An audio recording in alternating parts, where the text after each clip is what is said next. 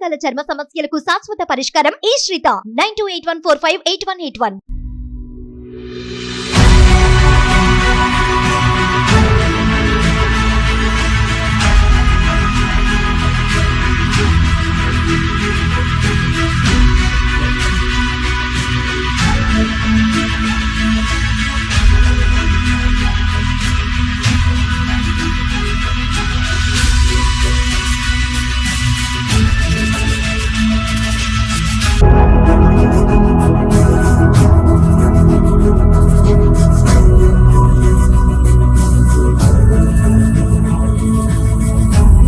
జనసేన అధినేత పవన్ కళ్యాణ్ గారి 2 రోజుల విశాఖ పర్యటన ముగిసింది.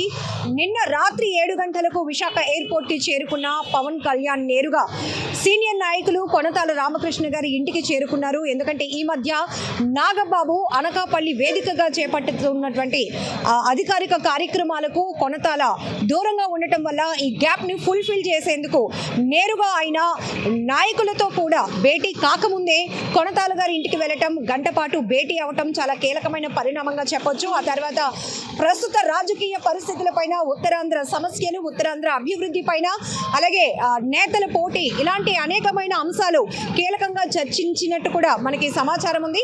అయితే మరొక వైపు ఉత్తరాంధ్ర నుంచే జనసేన అధినేత పవన్ కళ్యాణ్ ఒక పర్టికులర్ ప్లేస్ లో పోటీ చేస్తే బాగుంటుంది అనే సలహా కూడా నేను ఇచ్చాను అంటూ కొనతాల నిన్న మీడియా ముఖంగానే చెప్పారు.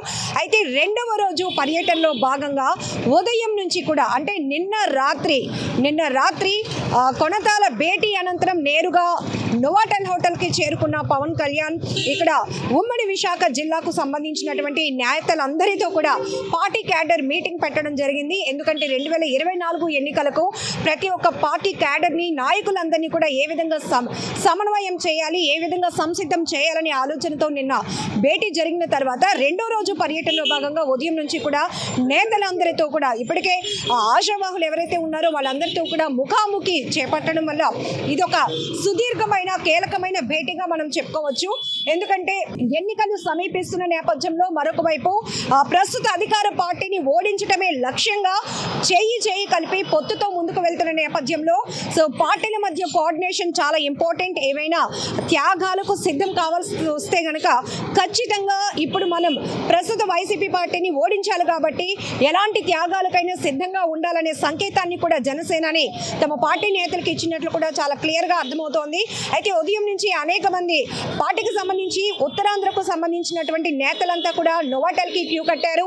ఒక్కొక్కరుగా ముఖాముఖిగా పవన్ కళ్యాణ్ గారితో భేటీ అవ్వటం, అలాగే పార్టీకి సంబంధించి ఎటువంటి విధి విధానాలు ముందుకు వెళ్ళాలి, అలాగే ఏ నియోజకవర్గాల్లో ఎవరిని పోటీలో దించితే బాగుంటుంది, పొత్తుల నేపథ్యంలో ఎన్ని సీట్లు అయితే ఉత్తరాంధ్రకు సంబంధించి ఇప్పటికే అధికారికంగా ప్రకటించకపోయినప్పటికీ కూడా అనకాపల్లి పార్లమెంటు బరిలో అన్నయ్య నాగబాబుని దింపాలనే ప్రయత్నంలో పవన్ కళ్యాణ్ ఉన్నారు కాబట్టి అయితే ఈ గత వారం రోజుల పరిణామాలు కూడా చూస్తే గనక కొనతాల గారు ముందు జనసేన పార్టీలోనికి చేరిన తర్వాత ఖచ్చితంగా ఒక సీనియర్ నేతనై ఉన్నాను కాబట్టి అనకాపల్లి నుంచి తాను ఎంపీగా పోటీ చేయాలనే ఆలోచనతో ఉన్నారు. అయితే ఈ నేపథ్యంలోనే గత వారం రోజులుగా ఈ పరిణామాలన్నీ కూడా కాస్త రివర్స్గా నడుస్తున్నాయని చెప్పుకోవచ్చు.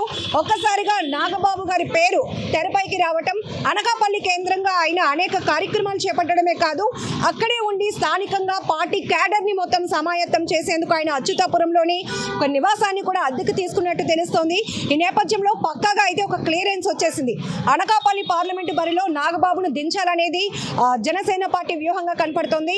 ఈ నేపథ్యంలోనే గ్యాప్ మెయింటైన్ చేస్తున్న కొనతాలను కూడా ఒకసారి పలకరించి ఆయన మనోభావాలు ఏ విధంగా ఒకవేళ దెబ్బతిని ఉంటే గనక దాటిని ఆ గ్యాప్ని ఫుల్ఫిల్ చేసేందుకు పవన్ కళ్యాణ్ నిన్నైతే ప్రయత్నం చేశారు.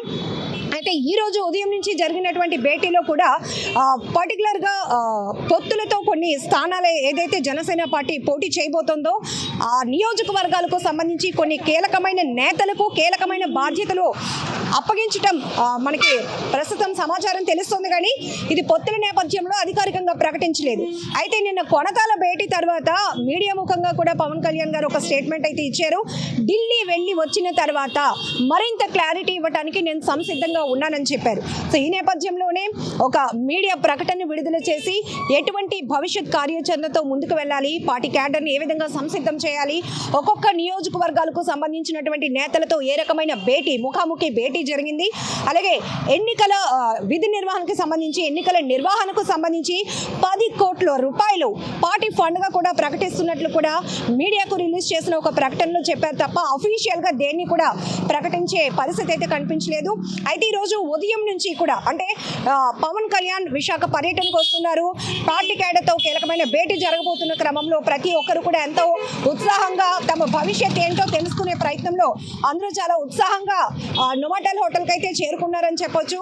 అయితే ఈ రోజు 2వ రోజు పర్యటనలో జరిగినటువంటి భేటీ తర్వాత కొంతమంది ఆశావాహులు నిరుత్సాహపడిన పరిస్థితులు కూడా మనం చూడొచ్చు. ఎందుకంటే ప్రస్తుతం 2024 అనేది ఒక త్యాగానికి సిద్ధపడాల్సినటువంటి సంవత్సరంగా ఆయన ప్రకటించిన పరిస్థితి కూడా ఉంది. ఎందుకంటే మనం కొంతమంది కీలక నేతలు చెప్పిన పరిస్థితి కూడా అంతే.